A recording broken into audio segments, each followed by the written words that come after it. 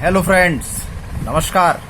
मैं हूं योगेश चतुर्वेदी और आज का हमारा टॉपिक है समविभव पृष्ठ, इक्विपोटेंशियल सरफेस। फ्रेंड्स, बहुत अच्छा टॉपिक है। देखो, आप नाम से ही स्पष्ट हो रहा है, सम का मतलब समान, विभव का मतलब विभव और पृष्ठ मतलब कोई सरफेस, मतलब ऐसा पृष्ठ जिस पर विभव का मान समान है, समविभव पृष्ठ कहलाता है। तो इसका जो नाम है वही इसका काम बता रहा है, वही इसकी विशेषता हमको बता रहा है।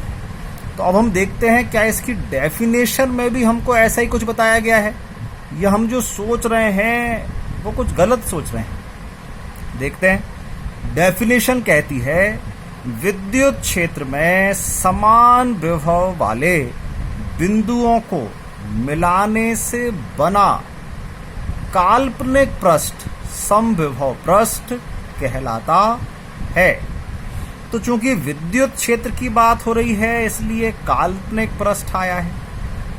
हमेशा काल्पनिक पृष्ठ होगा ऐसा जरूरी नहीं है, लेकिन डेफिनेशन जो दी गई है वो विद्युत क्षेत्र में समान विभव वाले बिंदुओं को मिलाने से बने पृष्ठ की बात चल रही है।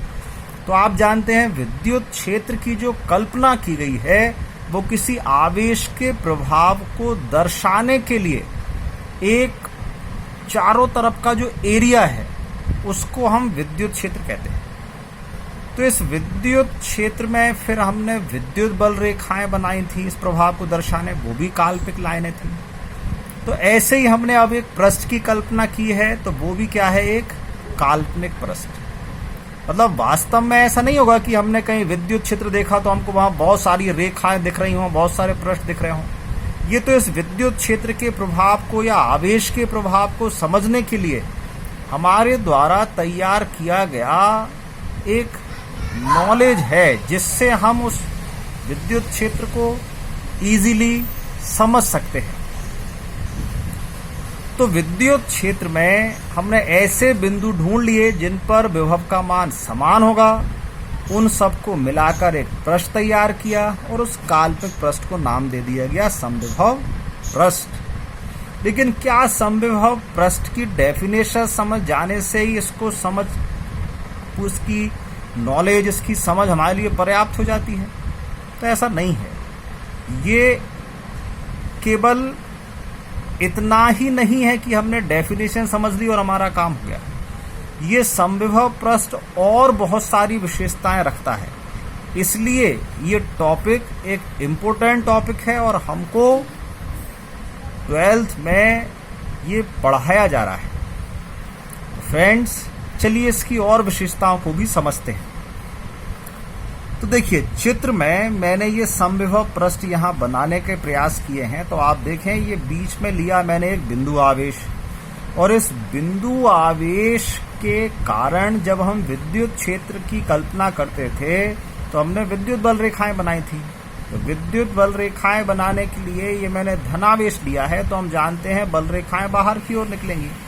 ये सब बल रेखाएं हमने बनाई। इतना नॉलेज हमारे पास पहले है कि कहीं बिंदु आवेश होगा तो इस प्रकार से बल रेखा निकल रही होंगी। तो इसमें समविभव पृष्ठ कहाँ होगा? तो इसके लिए हमने विभव समझा पहले। तो किसी बिंदु आवेश के लिए विभव का फॉर्मूला क्या होता है? तो ये विभव का फॉर्मूला था बिंदु आवेश वाला, 1/4πε0 Q/r। तो विभव डिपेंड कर रहा है दूरी पर। तो ये जो r दूरी है, इस बिंदु आवेश से उस बिंदु की दूरी है जिस पर विभव का मान हमें ज्ञात करना है। तो मैंने मान लिया कि इस बिंदु आवेश से r दूरी पर यहाँ कोई बिंदु है जिस पर ये विभव का मान आ गया है।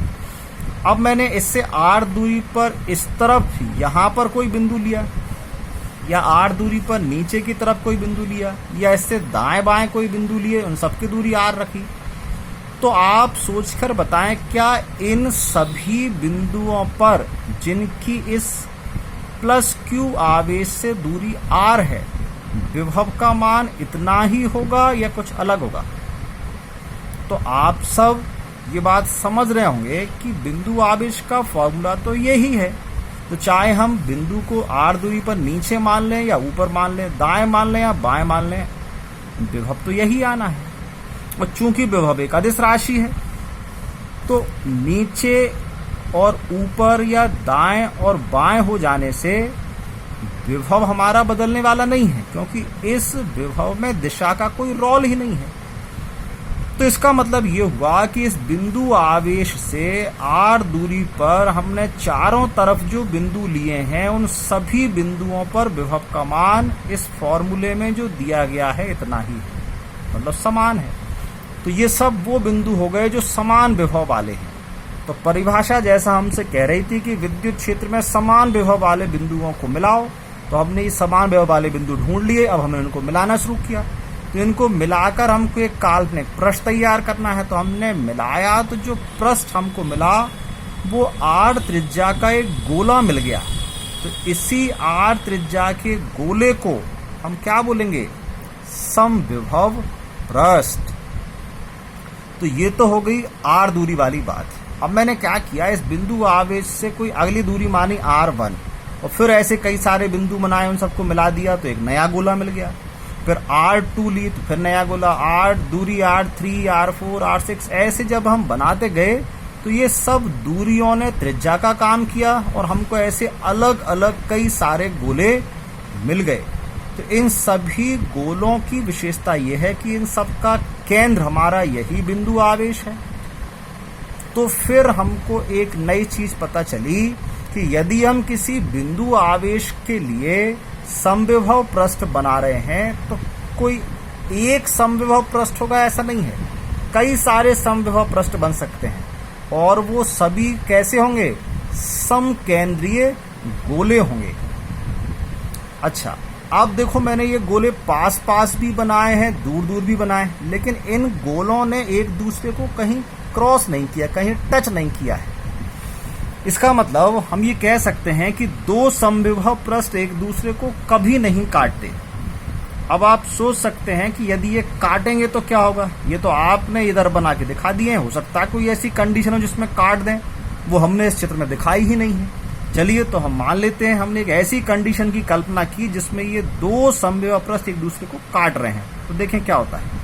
ये कोई V1 समविभव पृष्ठ, V1 विभव वाला एक समविभव पृष्ठ है, ये V2 विभव वाला समविभव पृष्ठ, और एक दूसरे को इस बिंदु पर काट रहे हैं। तो ये जो बिंदु है, इस बिंदु को आप इस वाले पृष्ठ पर भी देख पा रहे हैं और इस वाले पृष्ठ पर भी देख पा रहे हैं, क्योंकि दोनों कटान बिंदु है। तो अब अगर हम इस वाले पृष्ठ पर इस बिंदु को माने तो हम जानते हैं एक समविभव पृष्ठ के सभी बिंदुओं पर विभव का मान समान होता है। तो अगर हमने इसको इस वाले पृष्ठ पर माना है तो इसका विभव V1 होना चाहिए, लेकिन दूसरी तरफ ये बिंदु तो इस वाले पृष्ठ पर भी दिख रहा है, तो इस पर विभव का मान V2 होना चाहिए। ये तो एक नई समस्या आ गई कि एक ही बिंदु पर विभव के हमको दो मान मिलने लगे, तो ऐसा तो संभव हो नहीं सकता। इसका मतलब हम जो कल्पना कर रहे हैं वो गलत कर रहे हैं। हमने जो ये कल्पना की थी कि ये एक दूसरे को काटेंगे, ये संभव नहीं है। तो हमने यहाँ ये जो लिखा है कि दो समविभव पृष्ठ एक दूसरे को कभी नहीं काटते, ये हर स्थिति में सही है। केवल ये चित्र की बात नहीं है, और किसी प्रकार से भी यदि हम समविभव पृष्ठ बनाते तो ऐसी स्थिति कभी नहीं आएगी कि दो समविभव पृष्ठ एक दूसरे को काट दें। अगली विशेषता देखिए, किसी चालक का पृष्ठ सदैव एक समविभव पृष्ठ होता है। अब ये मैंने कैसे कह दिया, इसको समझते हैं। देखो, एक इस चीज को समझने का तरीका क्या है, हमने पढ़ा है किसी भी चालक को दिया गया आवेश सदैव उसके पृष्ठ पर एक समान रूप से वितरित हो जाता है। यदि आवेश पूरे पृष्ठ पर एक समान रूप से वितरित है तो आवेश अगर समान है तो विभव भी समान होगा। एक तरीका तो ये है, हम ऐसे समझ सकते हैं कि चालक का पृष्ठ एक समविभव पृष्ठ होगा। लेकिन यदि हम इस तरीके से नहीं समझना चाह रहे हैं तो अब हम एक दूसरी कंडीशन लेते हैं। फिर हम ये मान के चलते हैं कि चालक का पृष्ठ समविभव पृष्ठ नहीं है। अभी जो हमने लिया था कि पृष्ठ होता है, ठीक है, हमने मान लिया कि हम गलत सोच रहे थे। हमने अब ये मान लिया कि समविभव पृष्ठ नहीं है। अब अगर समविभव पृष्ठ नहीं है तो इसका मतलब ये हुआ कि चालक के पृष्ठ पर भिन्न भिन्न बिंदुओं पर विभव का मान भिन्न भिन्न होगा, क्योंकि अब समान तो है नहीं, और समान नहीं है तो फिर अलग अलग होगा। अलग अलग का मतलब किसी बिंदु पर ज्यादा होगा तो किसी बिंदु पर कम होगा। तो यदि अलग अलग बिंदु पर विभव का मान अलग अलग है, कहीं ज्यादा है कहीं कम है, इसका मतलब किन्हीं भी दो बिंदुओं को यदि हम उसमें से नोटिस करें तो उनके मध्य विभवांतर होगा, और अगर विभवांतर है तो उच्च विभव वाले बिंदु से निम्न विभव वाले बिंदु की ओर स्वतः ही धारा बहने लगेगी, आवेश का बहना स्टार्ट हो जाएगा, करंट प्रवाहित होने लगेगा। लेकिन व्यवहार में ऐसा नहीं होता है। हमारे पास बहुत सारे चालक पदार्थ हमारे आसपास हैं और हम देखते हैं कि उसमें स्वतः ही करंट सप्लाई नहीं होता है। वो तो आप यदि उनको किसी विद्युत क्षेत्र में रखेंगे, उनके सिरों पर विभवांतर आरोपित करेंगे, तब उसमें करंट सप्लाई होता है। इसका मतलब ये जो हम कल्पना करके चले थे ये व्यवहार में संभव नहीं है। मतलब हम जो मान रहे थे कि समविभव पृष्ठ नहीं होगा, ये हमारी गलत कल्पना है। तो इस प्रकार हमको ये पता चल गया कि चालक का पृष्ठ सदैव कैसा होगा, एक समविभव पृष्ठ होगा। नेक्स्ट कंडीशन आप देख पा रहे हैं, इसमें समविभव पृष्ठ के एक बिंदु से दूसरे बिंदु तक किसी आवेश को ले जाने में कोई कार्य नहीं करना पड़ता, ऐसा इनने हमसे कहा है। मतलब ये हमसे ये कहना चाह रहे हैं, देखो चित्र में आपको ये दिख रहे हैं बहुत सारे समविभव पृष्ठ। अब इनने हमसे कहा किसी एक समविभव पृष्ठ पर आप किसी एक बिंदु से किसी दूसरे बिंदु तक किसी आवेश को ले जाएं। मान लीजिए ये यहाँ पर कोई एक पॉइंट है जिस पर हमने किसी आवेश को रखा और इस आवेश को हम इस समविभव पृष्ठ के यहाँ इस दूसरे बिंदु तक ले गए, तो बताओ कितना कार्य किया। तो ये तो हमसे कह रहे हैं कि कोई कार्य नहीं करना पड़ता। क्या वास्तव में ऐसा है? ठीक है, तो हम कैसे निकालें इस चीज को, कैलकुलेशन करते हैं। तो यदि ये एक समविभव पृष्ठ है तो इस बिंदु का विभव और इस बिंदु का विभव समान होगा। यदि विभव समान होगा तो इन दोनों के मध्य विभवांतर कितना होगा? 0। विभव समान होने का मतलब अगर यहाँ 10 वोल्ट है तो ये भी 10 वोल्ट होगा, तो विभव का अंतर 10 - 10 0 होगा। तो अब अगर विभवांतर 0 है तो देखो आपने विभवांतर का फॉर्मूला पढ़ा था, विभवांतर = वर्क अपॉन चार्ज। इस Q0 आवेश को बिंदु B से बिंदु A तक ले जाने में किया गया कार्य यदि W है तो विभवांतर का फॉर्मूला ये बनता है। तो यहाँ से हम कार्य ज्ञात करें तो विभवांतर इंटू आवेश, ये हमारे कार्य की वैल्यू आएगी। और अभी हमने देखा कि एक ही समविभव पृष्ठ के लिए जब हम एक बिंदु से दूसरे बिंदु पर गए तो विभवांतर 0 निकला। इसका मतलब कार्य भी कितना आ गया? 0। तो यहाँ ये बात तो हमने सिद्ध कर ली कि यदि हम एक ही समविभव पृष्ठ के किसी एक बिंदु से दूसरे बिंदु पर जाते हैं तो विभवांतर 0 होता है, तो कोई कार्य नहीं करना पड़ता। लेकिन बात आती है यदि हम किसी एक समविभव पृष्ठ से दूसरे समविभव पृष्ठ पर जाएं तब भी क्या कार्य 0 होगा? तो अब इसको समझते हैं। देखो पिछले बार कार्य 0 क्यों हुआ था? क्योंकि विभवांतर 0 था। अब अगर आप इस बड़े वाले गोले से अंदर वाले किसी छोटे गोले पर जाएंगे तो ये दोनों गोले दो अलग अलग समविभव पृष्ठ हैं, तो ऊपर वाले गोले का विभव अलग होगा, नीचे वाले गोले का विभव अलग होगा। तो इनके विभव अलग अलग होने से इनके मध्य जो विभवांतर है उसकी वैल्यू 0 नहीं आएगी।